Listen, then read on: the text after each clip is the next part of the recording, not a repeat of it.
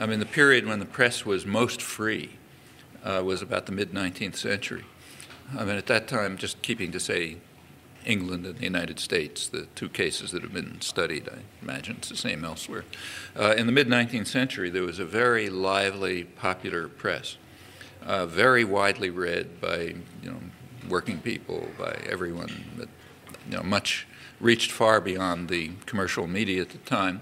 It was very diverse. It represented, it reflected public interest and public concerns, and was very popular.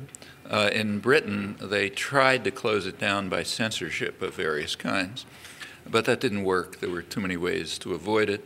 And it was finally understood that the way to eliminate it was by advertising, by reliance on advertising and by concentration of capital. So just through the effect of reliance on advertising, which was then just a kind of beginning, like around a century ago, and concentration of capital, they realized that over time they could marginalize the independent popular press, which couldn't get the advertising, of course, because advertisers don't like what they were saying, and didn't have the capital. And it took a long time.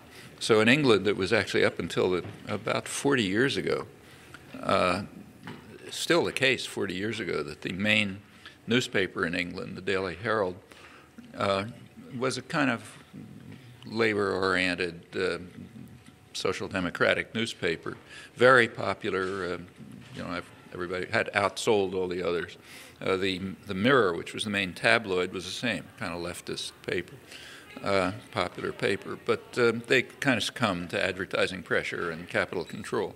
The United States happened a bit earlier, but it was the same process. And advertising is, it's part of a much bigger industry. Advertising is part of the public relations industry, which is a huge industry.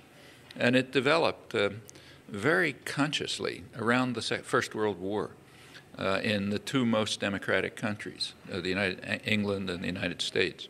And there's a good reason for it.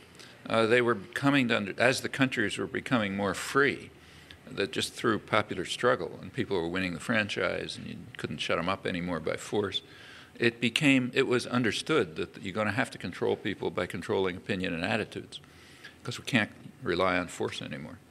And control of opinion and attitudes means, there was actually a phrase for it. This was the time when what was called scientific management of work was becoming a big issue, Taylorite management, Ford and all that stuff.